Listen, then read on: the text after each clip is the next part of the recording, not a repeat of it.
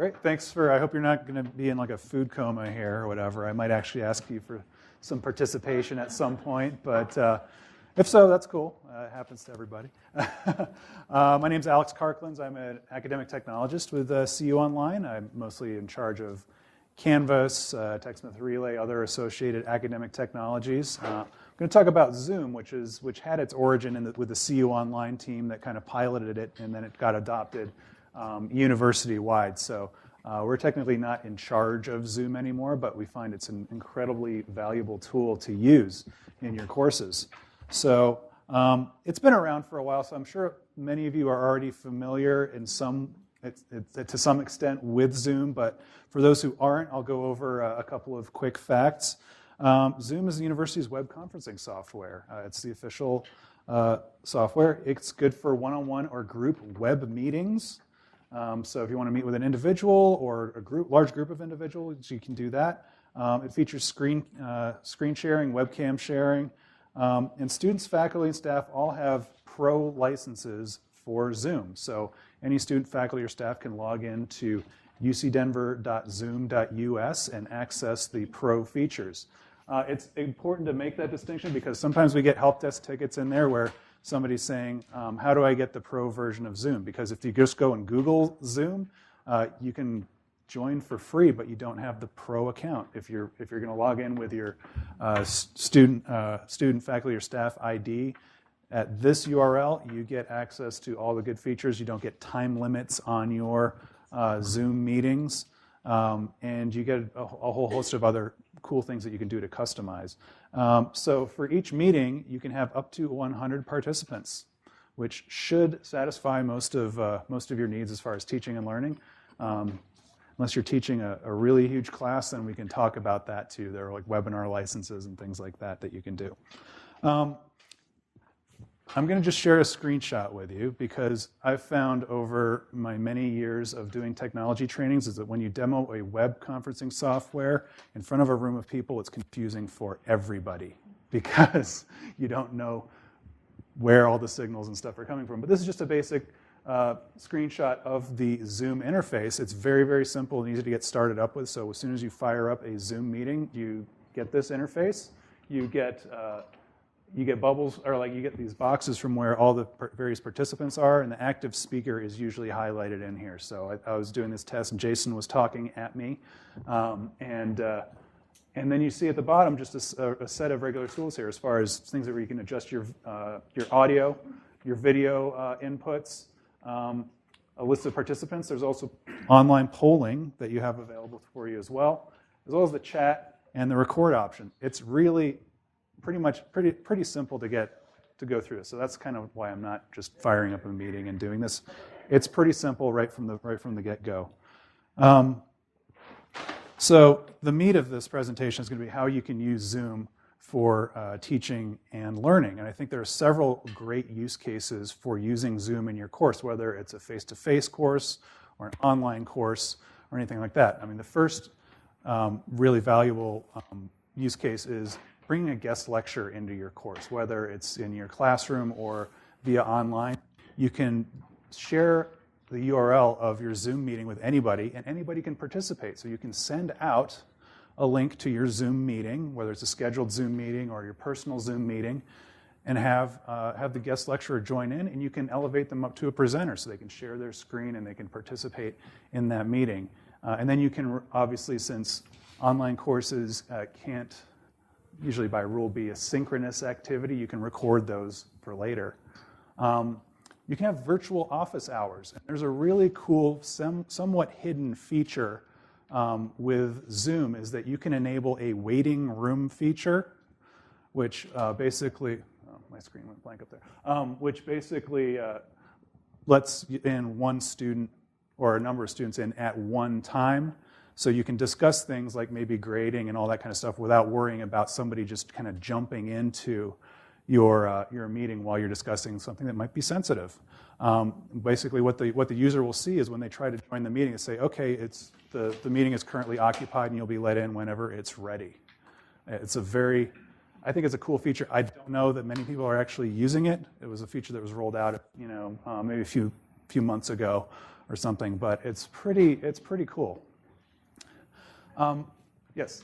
What's the security, can you, if you're talking about patient information, is that secure? Or? This has gone through a security review, and it is HIPAA compliant because it uses end-to-end encryption on there, and I think it took a while to get that enabled, but basically it has passed through security protocols, and it is HIPAA compliant. Yeah. Yes? Will you be going through to show us like how to do the virtual office hours? Yeah, I can show you a couple of the settings and stuff like that just to get you oriented as to where you are, because the settings are located in a couple of different places in Zoom. Another great use case I've found is if you want to have groups in your course do kind of a brainstorming session, they can all do that virtually, record it, and then share that with you by basically having their own Zoom meeting. So one student, like a group leader, would organize a Zoom meeting, have all of their participants come together. They can discuss, brainstorm all these sessions, record it, and then you'd be able to go in and watch them and assess that. So that could be done at a distance as well. So it makes group work a little bit more online friendly to do that as well. And I think most of you were probably not in my earlier session. TechSmith Relay is a great place to host those recordings because it's easy to then share that within Canvas or directly as a link with instructors using that video hosting solution. If you have a student that's having tech problems, there's a built-in feature that lets you take control of the other user's mouse and keyboard.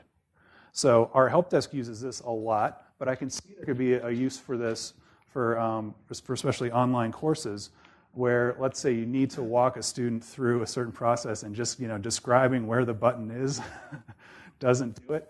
You can have a Zoom meeting, whether it's during your virtual office hours or whatever. You can request control of their screen and go in and do things on their computer to help them do it. And obviously, it's not something that you just take control. You request control, and on the other hand, they say, yes, you can go ahead and log in and use my computer. So I think that's pretty valuable, especially if you have some students that have challenges with the technology, and it would just be helpful for you to do that.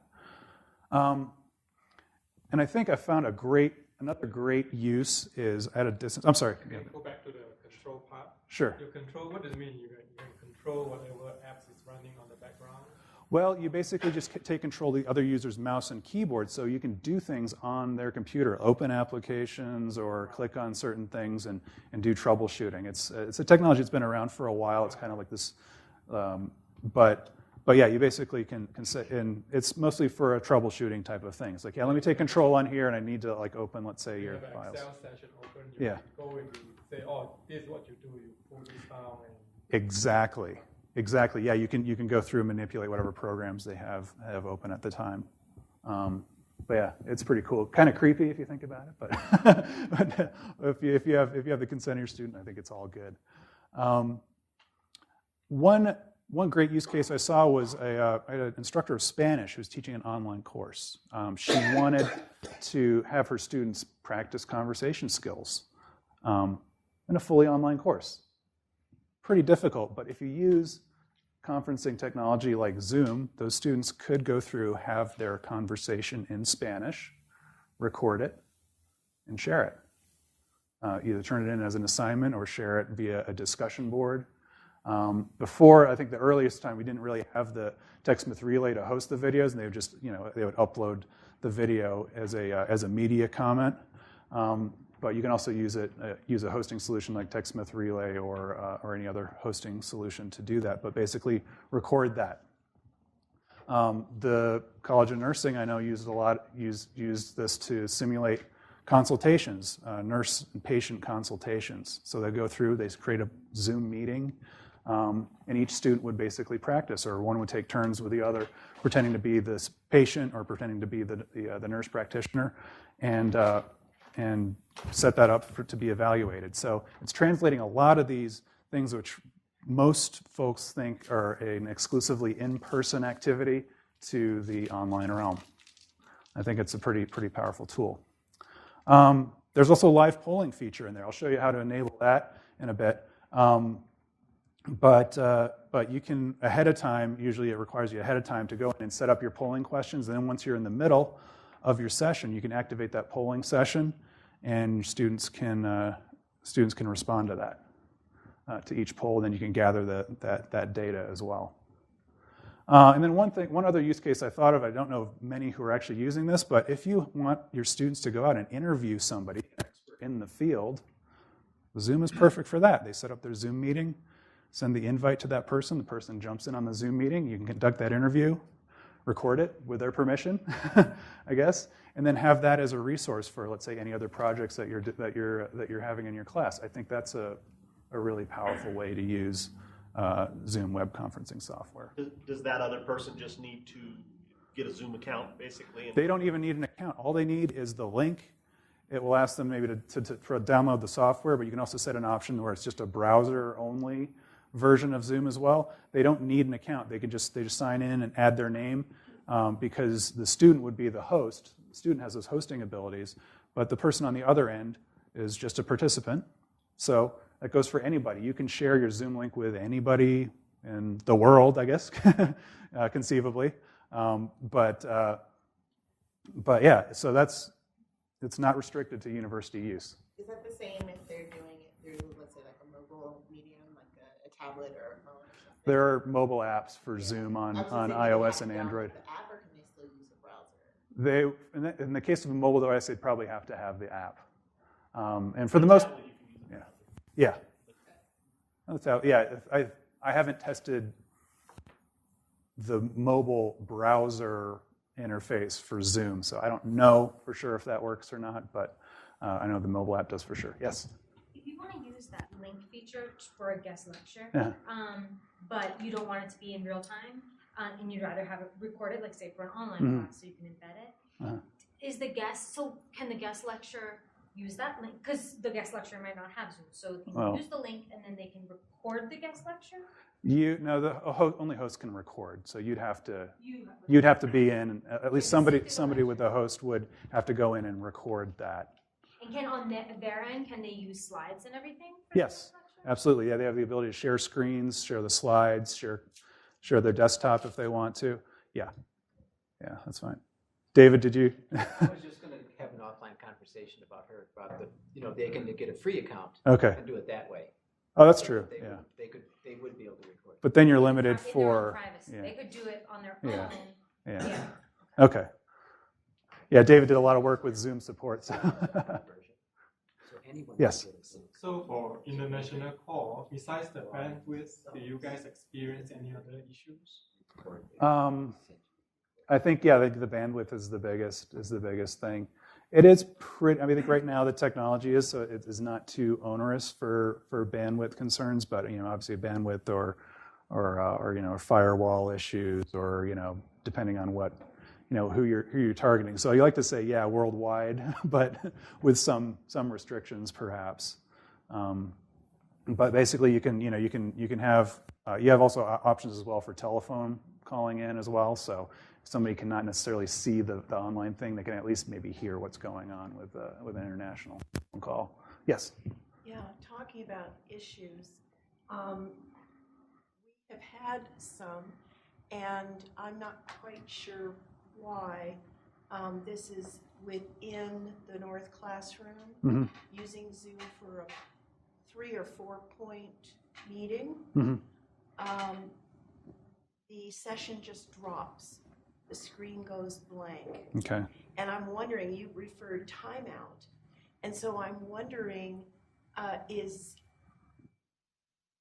if you're using have we not been using the pro version? Possibly not. If you're logging in with your university credentials, then yes, you are. But if you are not, if you just go to Zoom and you sign in with some other thing, then it's likely that you're just on the free version.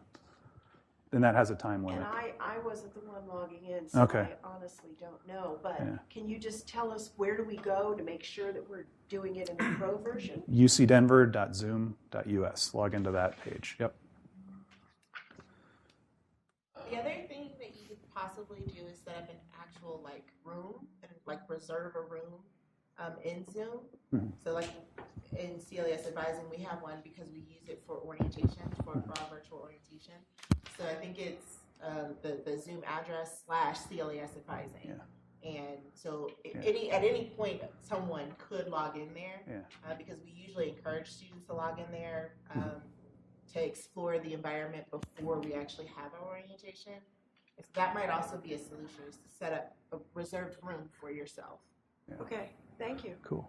But yeah, if you have any other tech issues, we can talk about it as well. But and here we have offered classes here upstairs, and we've had people try to Zoom in, and they've had technical problems here, unfortunately. So we want to work through those so we can continue to use them. Sure. And and I think a lot of times if it's a room system, then the classroom support, OIT TSS, is pretty good about troubleshooting that kind of stuff, because they use Zoom, they use that to they're helpful, because they know exactly what's in each classroom, the capabilities of those, and what you would need to do to have a successful Zoom meeting in there. So I mean, each classroom has a different set of technology in it. So calling them the experts as opposed to trying to kind of figure it out on your own is a better solution, I think. That was in one of my points right here. So a couple of just like general tips for conducting your Zoom meetings, make them successful, is when you have more than 5 people on there, you could probably by default mute all those participants right away, because that can be extremely disorienting when you have, I'd say, even 3 or more people trying to speak at the same time. That's, I think, a major point of frustration for users who are new to web conferencing, because you get just that slightest bit of delay that causes that, those false starts, or you get the person that just goes, okay, I'm going to talk no matter what, and they just charge through and don't wait for the other person to acknowledge them. So muting those participants by default, and then either allowing them to unmute themselves to speak, or even like raising their hand. You can have a virtual hand raising option in there, and you can call on them. Large meetings it's always good to have somebody, whether it's a TA or a student volunteer or whoever, to be a moderator, to monitor chat, especially for a large meeting.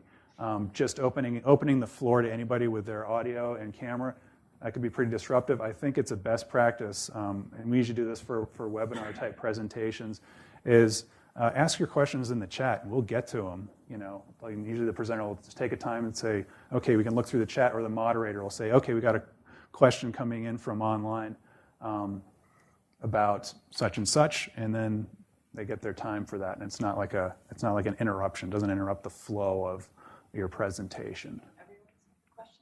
Yeah, usually on the chat, if somebody's sending it out to everybody can do that. There could even be side chats as well. Upvoting. I'm not sure. I don't think so. David, do you know? Upvoting questions. Upvoting. Saying, I like this question, and it raises the top. I don't think that's built in yet. No, you can't do that. I mean, you could do a poll, or you could ask people to give a thumbs up if they like. Right, but you have to something. But you'd have to repeat it or something. Yeah.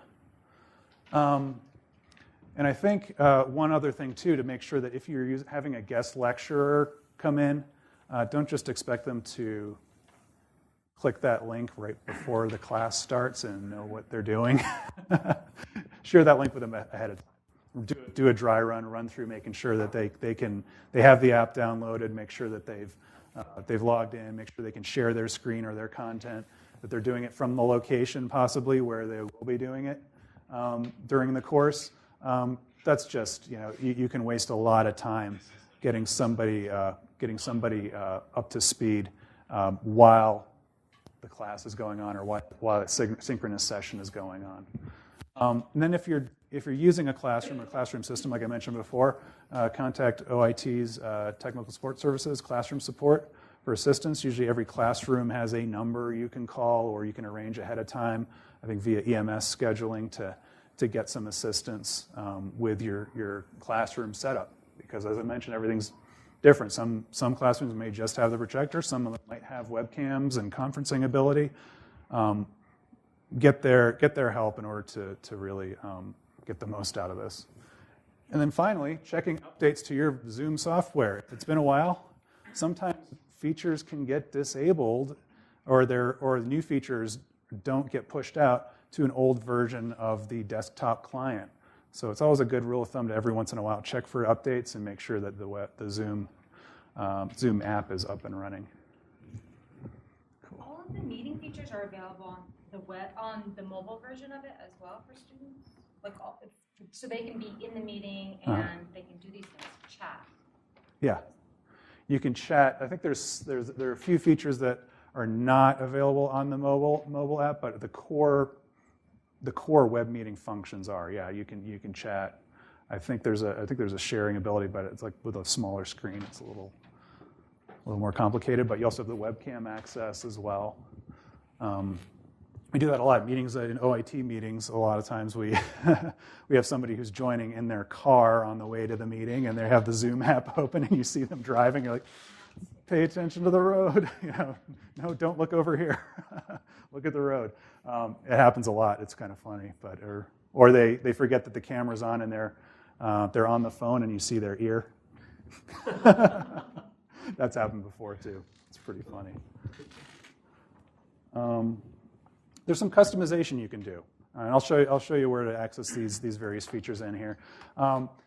You can create a custom URL or a meeting ID for your personal meeting room. Everybody has a personal meeting room where the number and the web address stays the same no matter what. I've customized my URL to be, I think it's ucdenver.zoom.us/my/a-Karklins.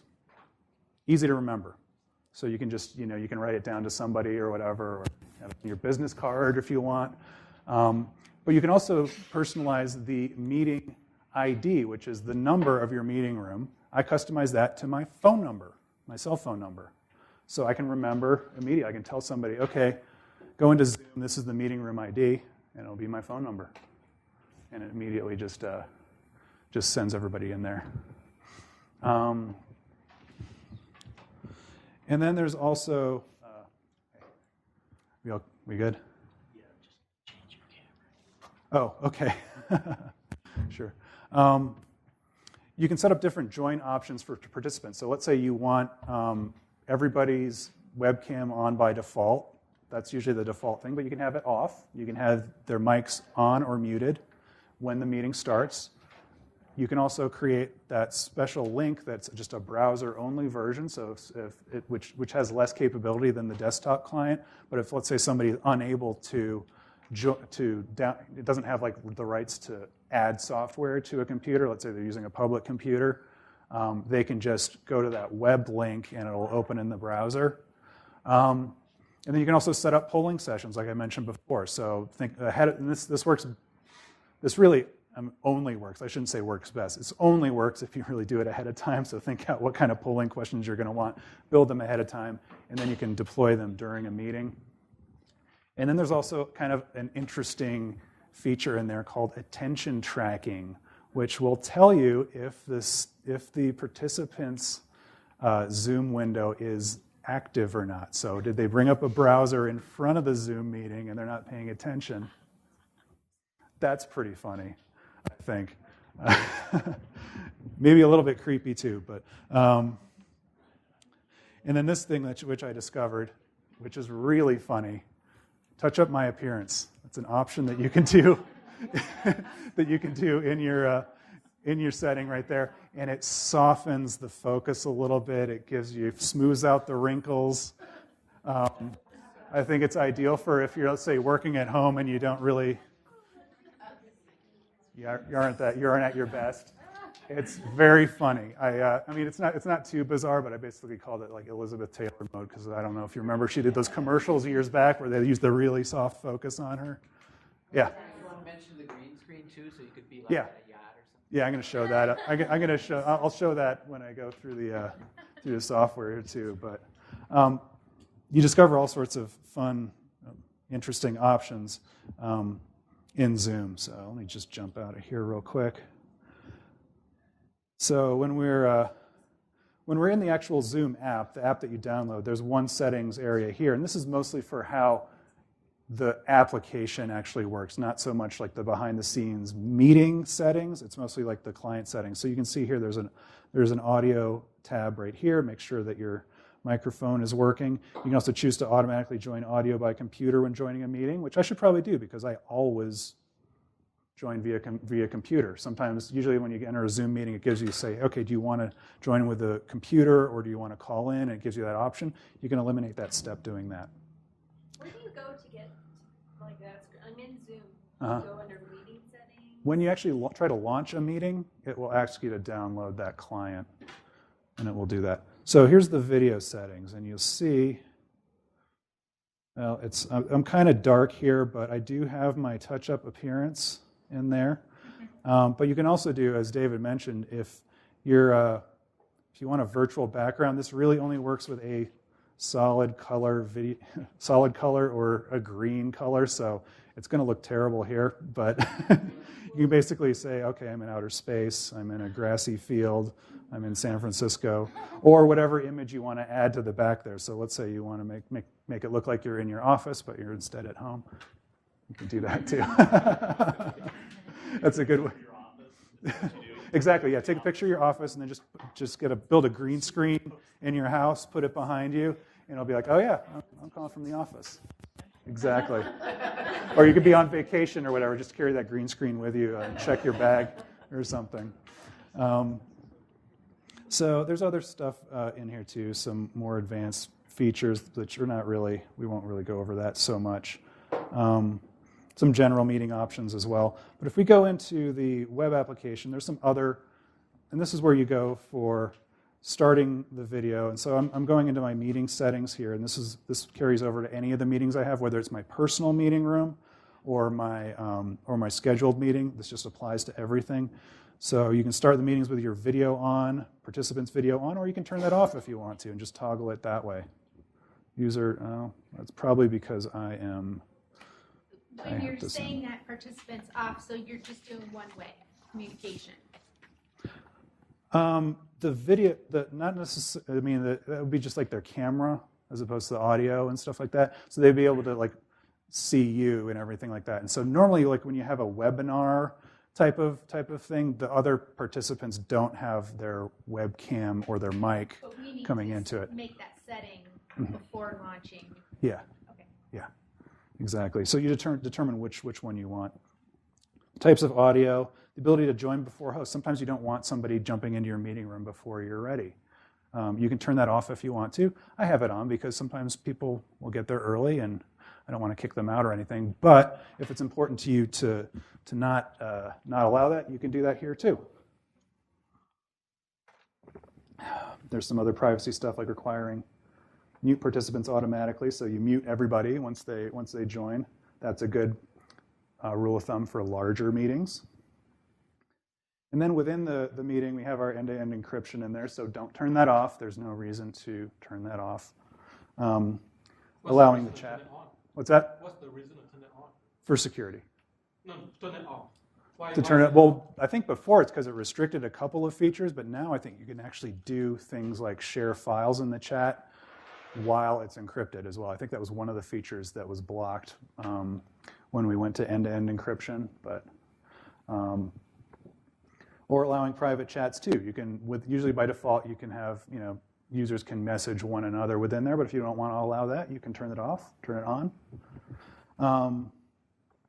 The chiming in sound. So this is a good one to have right here. If you want to do that, everybody will be bugged whenever somebody joins the meeting. You'll hear that doorbell sound. So leave it here. And then also this is enabled here, the file transfer. So you can send files through the meeting in the chat if you want to. Are the files that you send also encrypted? As far as I know, yeah. I think, yeah, within there, yeah, it is. It wasn't before, that's why you had to have it off, but allowing co-hosts. And so polling, I don't know if this is on by default or not. I don't think it is. So if you want to have polls in there, you're going to switch that toggle in there.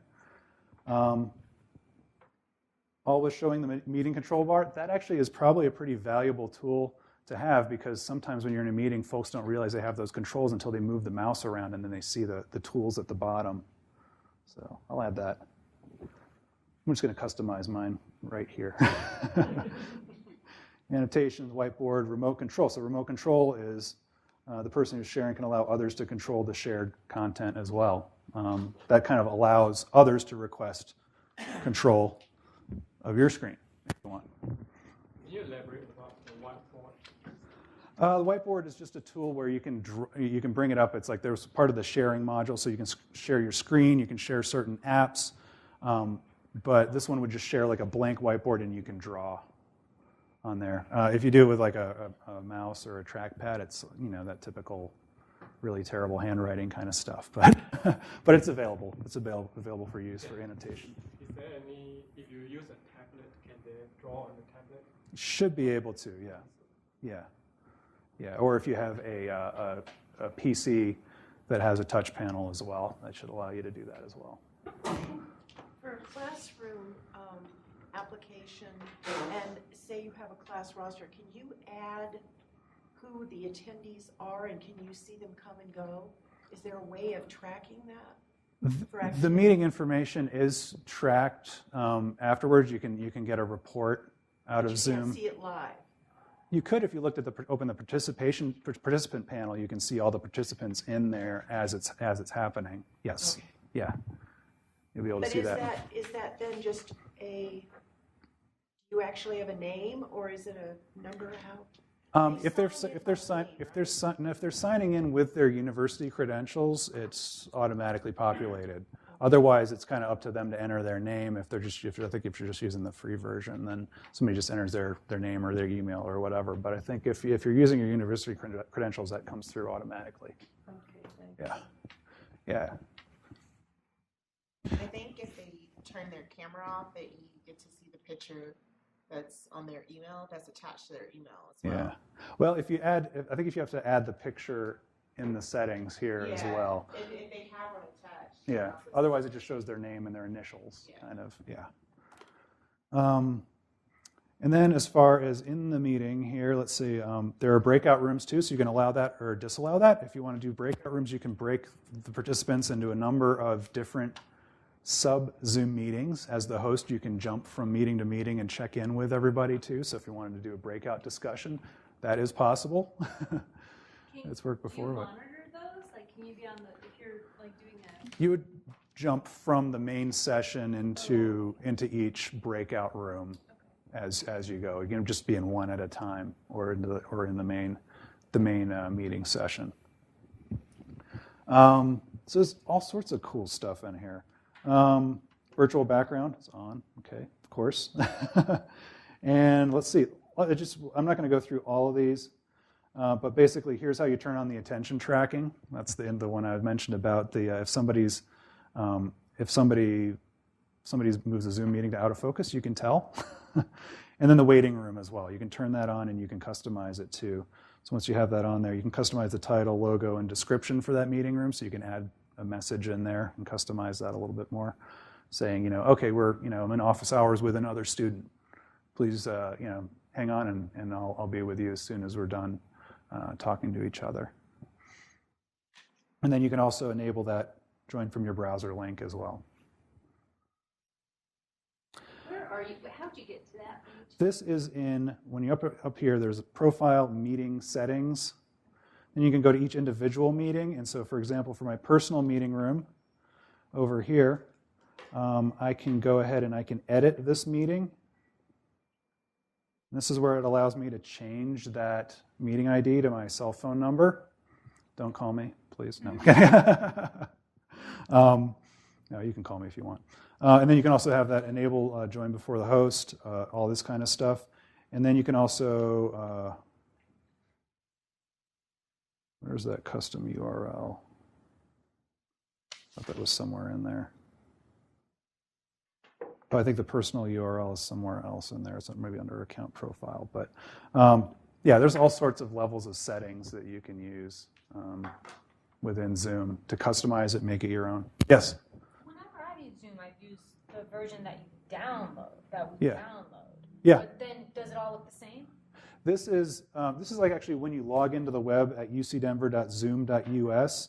So do you have to go through your browser and log in to get all of these features? Yeah. Okay. Yeah, and so I think typically the workflow that most people have is they they log into Zoom, and then they go to like their meetings, and then whatever listed meetings are in there, they just go ahead and start the meeting or schedule it, or if you go in here and you start it, and then the browser client pops up, starts the meeting, and all that kind of stuff. But if you take a little time when you first log in and just look at these settings in here, that'll give you the access to that. And then when you start the meeting, those settings will carry over and launch the meeting. Yeah. Cool. And I think, let's see. Where does the recording live? And how long is it available? That's a good question. We don't have web recordings. Any of the recordings are saved locally on your computer. All right. So I'll bring this up here. When we go into our settings here, it usually goes to a default folder. It's usually within your Documents folder in a folder named Zoom. So any of the recordings that you have there, and the file name is usually associated with the time and date where you made that, and so it's stored as an MP4 file. So for many years, I think instructors when they were using a Zoom recording or whatever, they'd have it on their computer. They'd upload it maybe directly into Canvas with the Upload Record Media tool. But now you can actually use something like TechSmith Relay to host the video and add things like analytics and quizzing to those videos. So let's say you have like a guest lecturer in there and you want to intersperse some quizzing, or you want to see who watched the video and how much of it they did, then I'd encourage you to get on TechSmith Relay and take a look at that, because and then it would host the file there. You can reuse those recordings in different classes and things like that. So it really kind of gives you a little bit more bang for your buck. So the university also have a license to TechSmith? Yes. Relay? Yep, TechSmith Relay, and it's an employee has an account too? Yes, students, faculty, and staff can log into TechSmith Relay. Yes. This is more a human concern than a software or hardware. Uh-huh. My online students are typically resistant to doing anything synchronous. Right.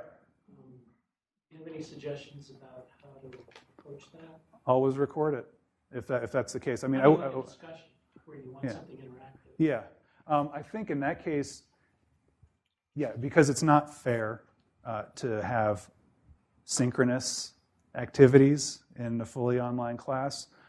You should minimize that, or at least if you're doing if you want to have like a group discussion, break the class into smaller groups that can organize and meet during a certain time, which is convenient for all of them. All right, and doing some organization, like the Spanish language instructor who wanted to do those discussions. She's like, okay, pair up with somebody who can meet with you at this convenient time, and pair up and do that activity together whenever you can during the next week. Oh, for sure. And then That's they come in. yeah, Right. But if you're having, let's say, a guest lecturer come in, record it, because you cannot count on. You should not expect your students to all join in at the same time. That's just not fair. That's not what online education is all about. Online is flexible. Online means you do it when it's convenient for your time. So it can be tricky. I mean, even organizing. Amy Hassanoff tried this. Issues of communication. And even allowing a group of 4 or 5 to set the time that's convenient for all of them can be daunting. Mm-hmm. But the objective is good. I think so. And I think it's practical too. It's a bit of digital literacy that you can weave into your course as well. It's like, hey, organizing a remote meeting. That's something that's going to be valuable later on. It's a good skill to have. It's a good, letting people be in charge of it, like rotating through, being in charge of hosting, organizing the meeting, making sure that the recording is done, all that kind of stuff. It's a good skill to have. One related question. Yeah. Do you often get students that don't have cameras? It's possible, yeah. How often do you run into you? Yeah. How often do you run into that? I mean, it's quite often. So in our orientation session, we have the presenter who is not the host. The moderator is actually our host. And then there's usually me who is there to help facilitate and answer questions if they ask them in the chat. So I help the moderator, I guess. And I never turn on my camera, and they use me as an example of if you don't want to turn on your camera, you don't have to. but we do make them all check in, like either by saying something, so we want their audio on, at least to, acknowledge that point. And if they are absolutely without audio and without visual, they can still chat. We just need to make sure that they can respond if they have a question. Yeah. But how often does it happen that they turn them off? It's quite often. Yeah. Especially because, so some of our students are not even in the country. Like, we have an entire campus based in China. And we've had actually our moderator who's moderated from our Beijing campus before. And so, honestly, the visual part is not particularly important to us. It's to make sure that they can hear us and that they can see us. So it's not so much that we need to see them, it's that they can see us. Yeah. Every session I've been in today, they've talked about the value of having your students record something in video so that everybody else can see everybody else. It sounds, Mike, I think I understand your question. Yes. It sounds like we ought to require that they upload video or post video in some way in the class. Well, for us, it's just because of the amount of students. Like, right. We have about 15 usually in that room. Yeah. So there's no way for us to visually track all of them. And plus, they're doing it, usually from like their kitchen counter or their kitchen table, or they may be doing it from their bedroom, like they're actually just sitting on their bed. Well, the purposes are very different. Yeah. Yours I was going to say, and ours teaching. is not. Right. Yeah, ours is not a continuous thing. It is.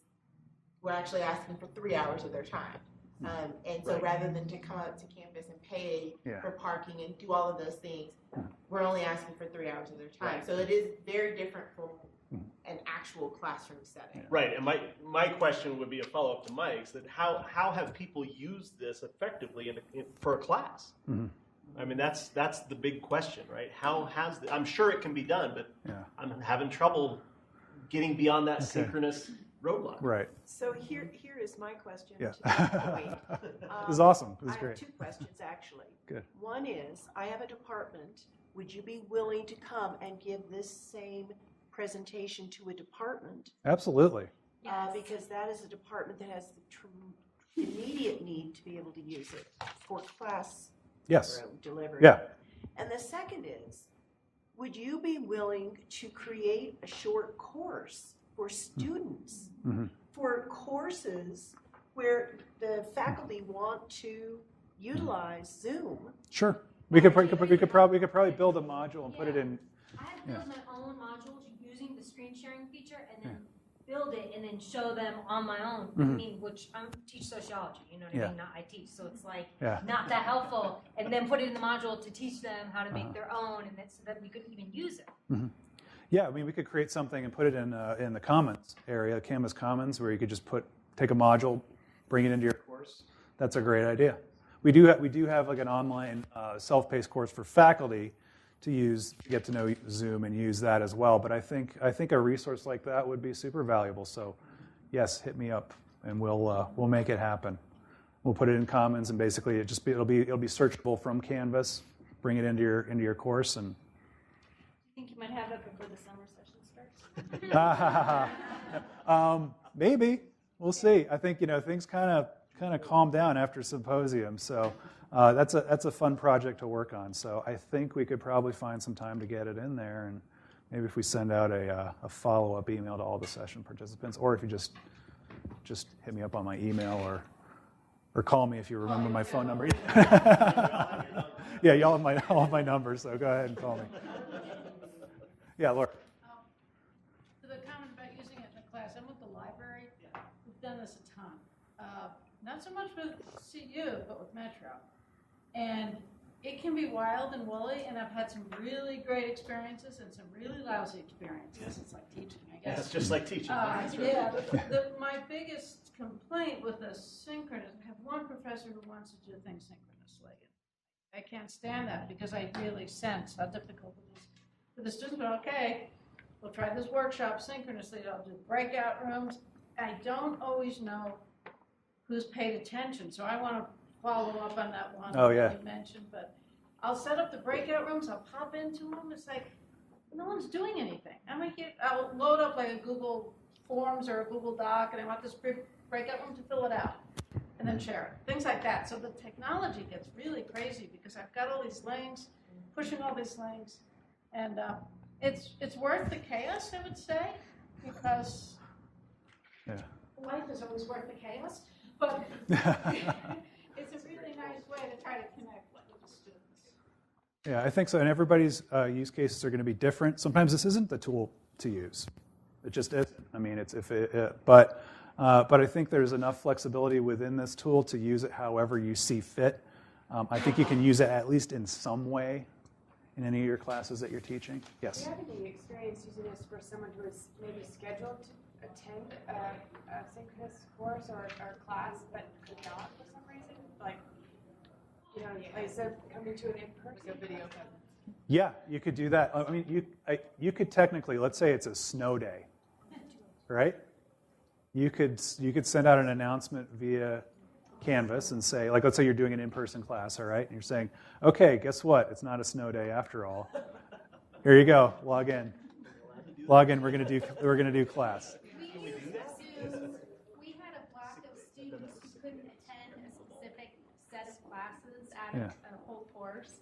We used Zoom, and then IT gave us the link that we posted in Canvas, and then we kept that link live for 30 days. Yeah. And that worked for that block that just could not attend the face-to-face class. Yeah. Absolutely. So I think we're at the end of our time, but I'll be around the rest of the day. I'll also be at the happy hour. So thanks so much.